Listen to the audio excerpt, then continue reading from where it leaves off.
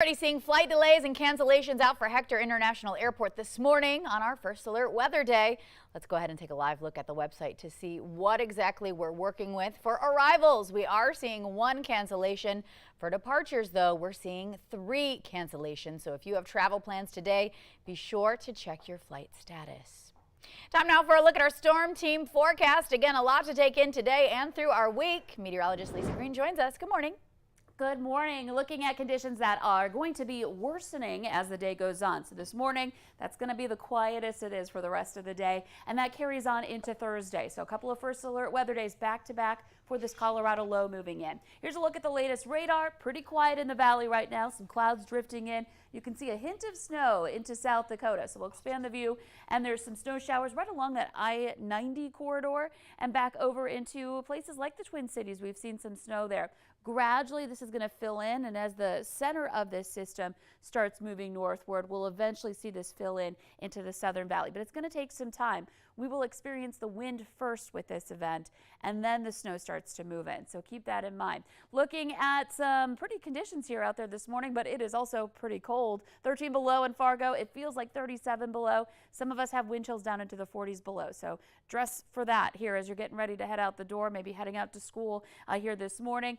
After school, the wind's going to be getting going pretty quickly here. We've got gusts that will be in the 30-mile-per-hour range, steady speeds out of the north into the 20s, temperatures that struggle to warm up. So it's going to be a cold day as well. And then eventually the snow picks up and we see worsening conditions into the late afternoon and evening drive. Again, this starts south and makes its way northward into your northern valley area. And by Thursday, we're still dealing with this. Eventually quieting down into the weekend. And as we look at our 11-day planner, we'll see temperatures rising into the 20s heading into next week, but still a little active next week as well. So warming up, and we really just need to get through the next 2 days today and tomorrow, and then we'll have some quieter conditions ahead. Oh, well, I'm taking in this beautiful sunrise while I can so far, so I'm just using that to deep breathe. While we can see it before that snow comes in. Yeah. Okay. Yeah, exactly. Clouds taking over, then the wind, then the snow. It's all going to be kind of going downhill from there. Okay, we'll stay right here. Lisa, thank you. Earlier this month, a 4-year-old Minnesota boy saved his mother while she was experiencing a medical emergency. The young hero's actions were learned from daily habits, which in return kept his mom alive. But the question this morning, is your child aware of how to help in an emergency? The Valley Today's Nashay Taylor joins us live in the newsroom this morning with information on how parents can teach their kids to help. Good morning, Nashay. Good morning, Ashlyn. Health professionals say kids are always absorbing and habits learned at home, which is why it's very important to teach kids how to handle an emergency. Teach their kids how to call for safety. Unlock a phone in the event they need to call 911. And it may be beneficial to incorporate these practices in your daily routine. If they're in a home with a family member that has a chronic condition, they're actually learning a lot of the information or pieces of that daily care that they need to know about. Now, experts say it's never too early to start talking to your children about how to handle an emergency. They also say emphasize the importance of not letting your child fear any emergency responders, such as police officers, firefighters, and paramedics. Jordan, Ashlyn. Yeah, very important information. Just, really get your kids, past the surface level. Don't be scared of first responders. You might kind of cut out a little bit, so I wanted to go over your information. Really important this morning, Nashay. Thank you.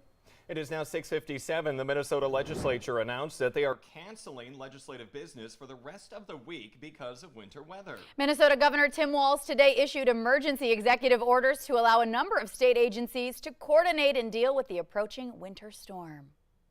Reassuring Minnesotans that we're prepared to handle this, but we're going to need your help. If it gets to the point where they tell us to stay off the roads, take that very seriously. And again, should we have a situation, continue to monitor. Your local media are the best source of this, the folks that are here. Meanwhile, in Minnesota, Senate approved a measure that would restore voting rights to convicted felons as soon as they get out of prison rather than making them wait until they complete parole. Less than 1 week ago, the state Supreme Court upheld Minnesota's current restrictions. That measure now goes to the House. 21 states, including North Dakota, restore voting rights to people with felony convictions once they leave prison.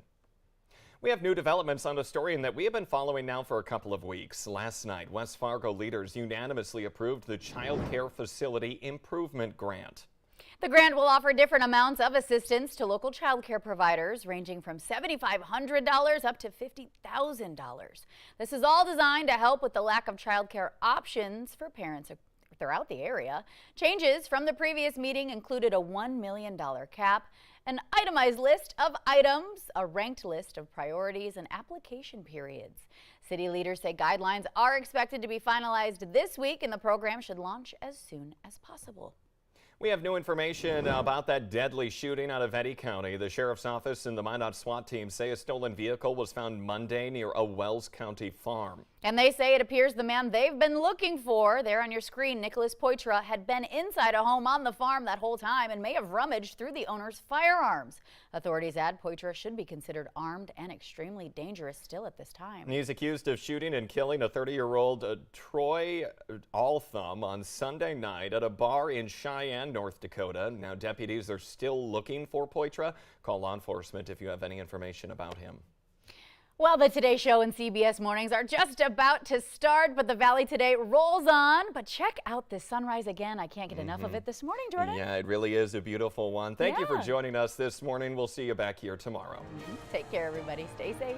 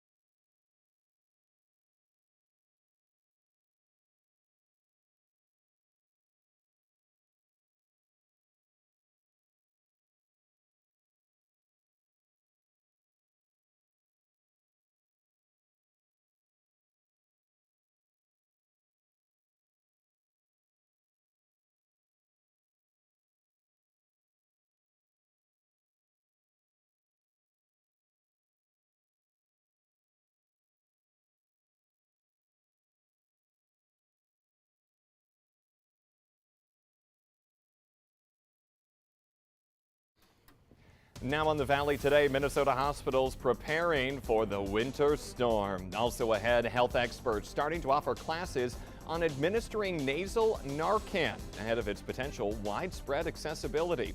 Later this morning on the Valley Today, Grand Forks Border Patrol announced their number of recent illegal immigrant cases, and they want your help in tracking some down.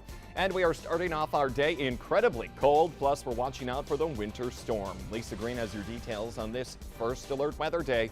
It's Wednesday, February 22nd, 2023. The Valley Today starts right now.